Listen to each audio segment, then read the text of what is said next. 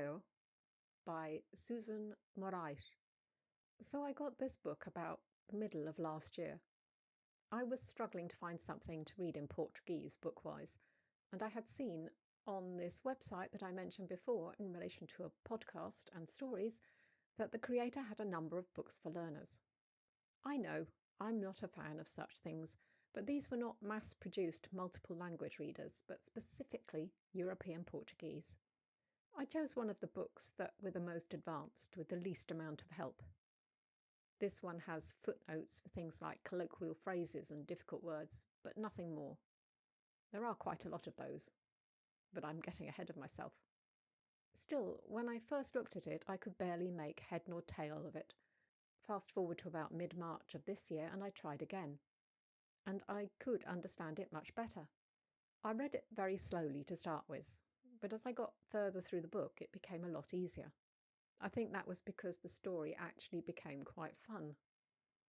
This is a proper story, not some glorified scenario to teach you specific language for, I don't know, going to a restaurant.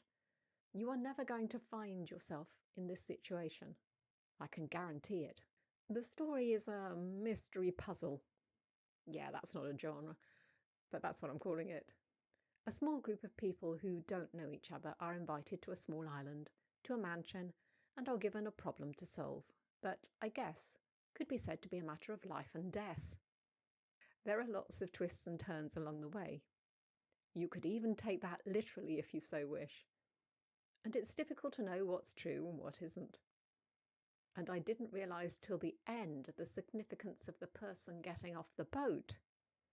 And then I remembered what the boat's pilot had said at the beginning. Oh. Yes, as I said, it's a proper story. The text is littered with colloquialisms, a couple of which I'm going to highlight in a minute. Plus, I discovered some confusing words. Why are they confusing? Because that same word means something completely different in another language. Let's start with those. O canto is the corner. In Italian, il canto degli uccelli, that's birdsong. And canto can be combined with some other song-like things. And in Spanish, el canto is the song. A cena in Portuguese is the scene. In Italian and Spanish, la cena or la cena is dinner. O polvo in Portuguese is the octopus. In Spanish, el polvo is dust. There are probably more that I missed, but that's enough to be going on with. Okay, just a couple of these phrases, but there are tons in the book. And excuse my Portuguese pronunciation. A pensar, morreu burro. Literally, while thinking, a donkey died. I reckon you're thinking too hard might be a good equivalent.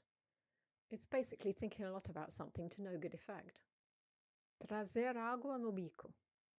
Literally to carry water in the beak. Not so easy to guess.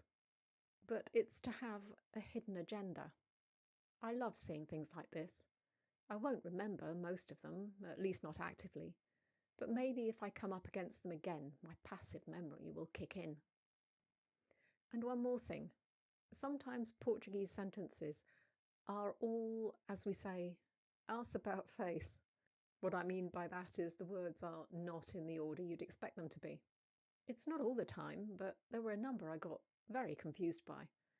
So be prepared for that if you start reading in Portuguese. And yet, one more thing. Just how many times can you have que in one sentence? Have you made your guess? I'll give you a couple of seconds more.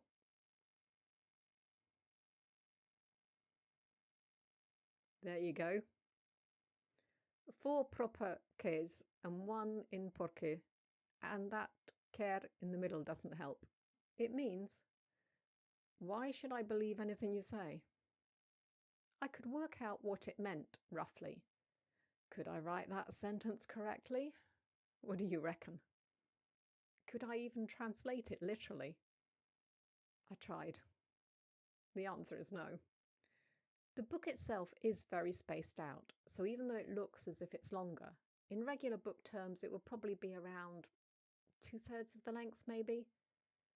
Plus, once you add in the footnotes, or rather count them out, I think it would equate more to a novella than a novel.